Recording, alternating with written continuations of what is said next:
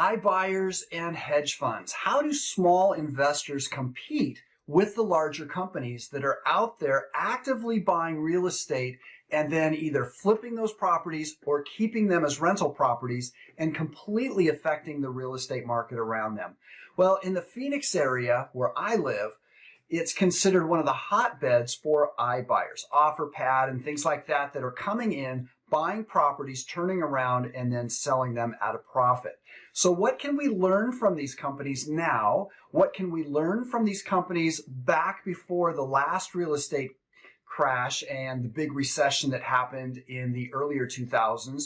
And how can we structure our business to not only be able to compete, but also be able to survive, thrive, and continue on so that we can provide a service that helps our community, because that's really what it's all about. Before we jump right in, it would be a great favor to me if you would kindly hit the like button, subscribe to the channel, but definitely the like button, because YouTube loves likes, and don't we all? Okay, when it comes to iBuyers, let's go back in time a little bit where the hedge funds were buying up properties when we had the market crash. So right after the market crash, 2008, we've got a terrible real estate market. Our economy is greatly affected, and real estate prices plummet after they had been going like a steam engine, and everybody's thinking, hey, real estate is just going to be going on and on like this forever, which is usually what's happening during these bubble periods. People just look at this and think, I've got to get on top of this. I've got to get in front of this. I've got to profit from this until it ultimately crashes. I can remember I had a neighbor who said to me right before the crash in the early 2000s, he said, are you buying real estate? I said, no, I'm selling real estate. And you should have seen the look on his face. Complete confusion, because at that point, everybody's talking about real estate all over the country. I had a relative from another state saying, hey, my uncle tells me I should be buying properties in Phoenix. And, timing is everything. Yes, there was a time where that was the case. But as we were seeing the market just bubble out, the writing was on the wall because of the financing that was going on back then, the bad type of loans.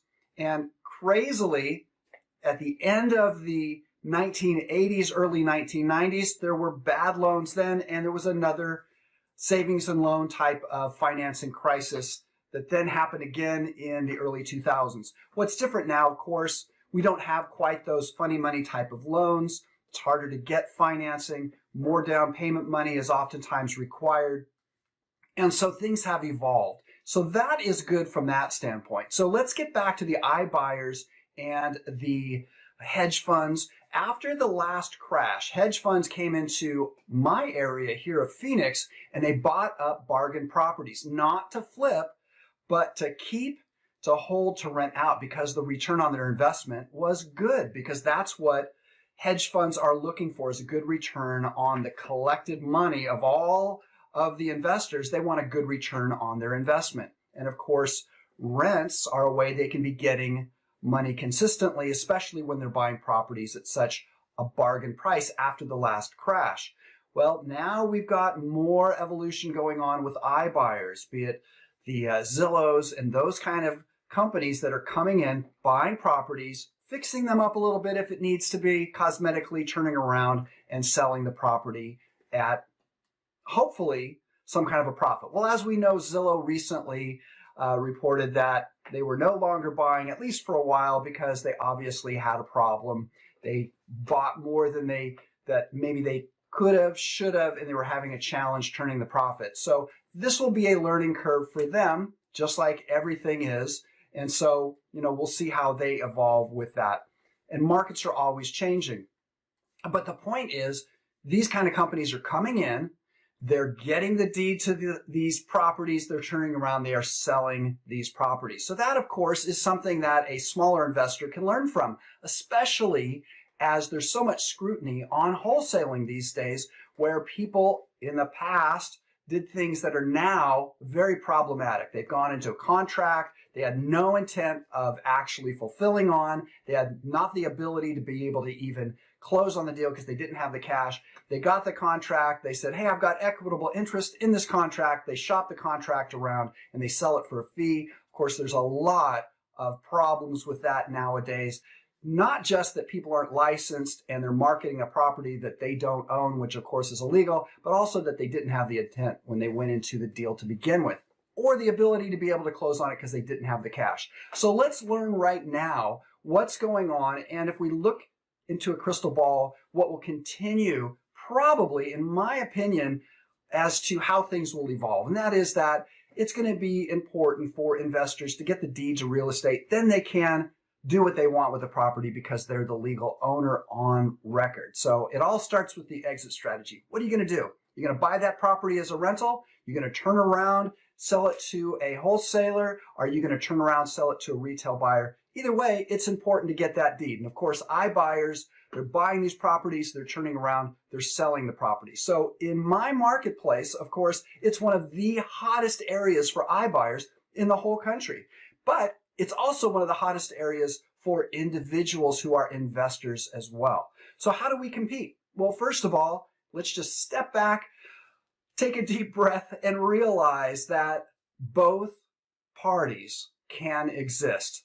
Because if we look and see what type of offers the iBuyers are making, there's a discount.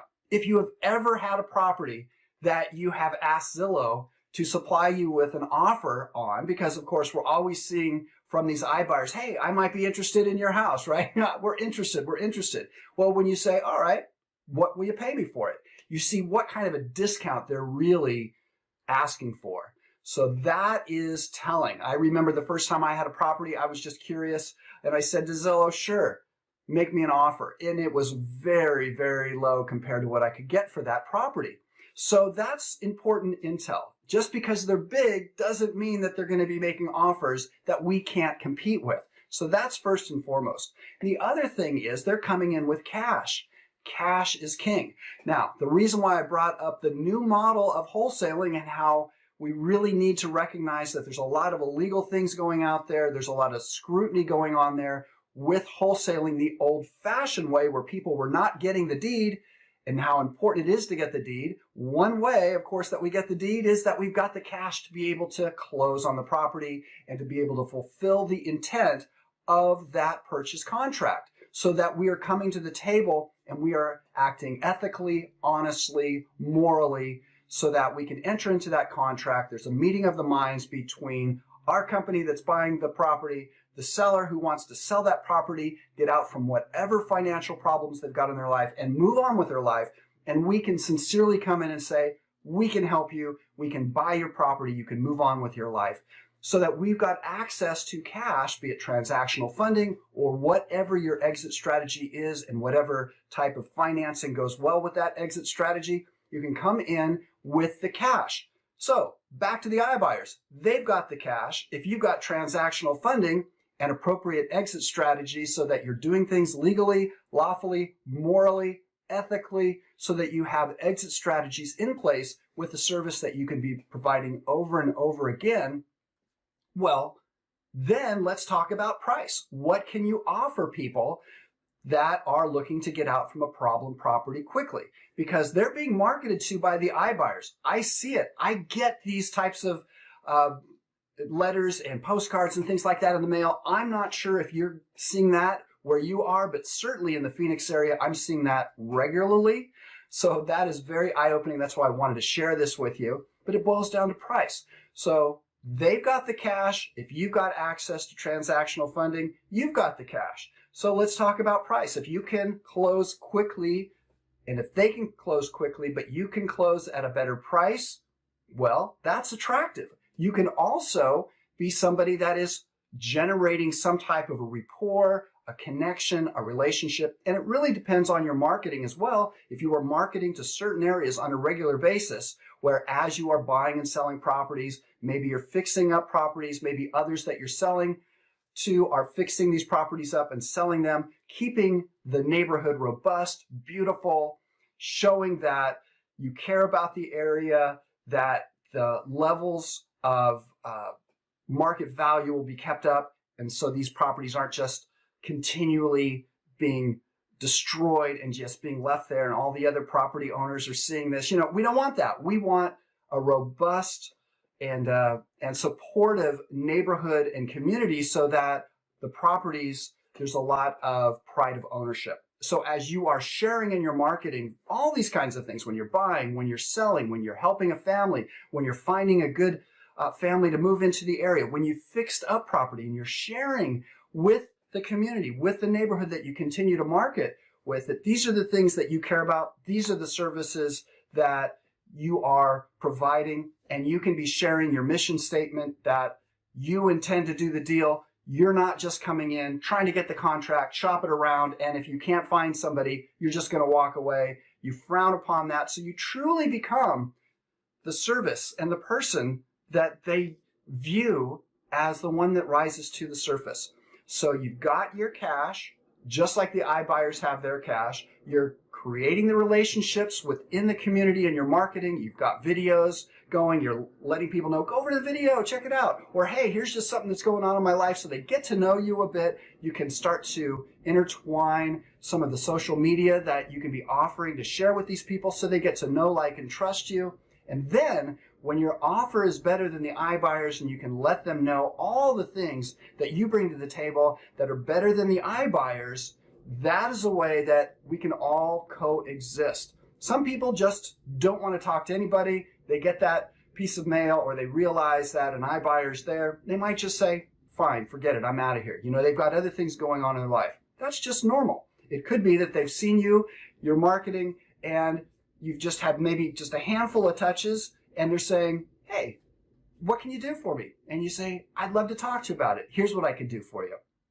And you can listen and you can solve their problem. So we're just scratching the surface here, but the big takeaway is if you've got the cash to be wholesaling the right way, which is what I suggest you do from here on out, so that you can rise to the surface within the competition of other wholesalers that might not be coming into the deal with the right intent of actually closing on the deal or not have the ability to close on the deal, when you're letting people know that, look, the old way of doing things is not how I do it. I'm coming in to buy the property, get the deed to the property. I'm here to make a profit. You're disclosing, of course, that you're a business that is here to make a profit. You've got the intent to close. You've got the ability to close. People see this on television all the time, right? Where their favorite house flippers are going in, they're finding a house, they're fixing it up, they're making it beautiful, and they show how much money they've made, and then on to the next deal. I mean, this is not a news flash. People realize that investors need to make a profit. Let's just disclose it. Let's let people know that we've got the cash to do the deal. Only say that if you do have the cash, but of course, transactional funding, extended transactional funding can help with that. And then you can start to compete with all of the offers that are out there, because it boils down to price, relationship, how you can be really truly the person that they are looking for so that they're not interested in talking to anybody else. Have you ever been in that situation where you're just looking for a solution? When you found it, that stops the conversation to be looking for a solution because you just found the solution. It's an answer to your prayers, right? We don't need to continue talking to all kinds of different people to see if they've got a solution because we found our solution, especially when it's a good solution. So I hope this helps. Definitely watch my next video so we can start the conversation on how you can be doing things even better. I'm Mark Walters. Definitely hit that like button and I'll share more with you in the next video.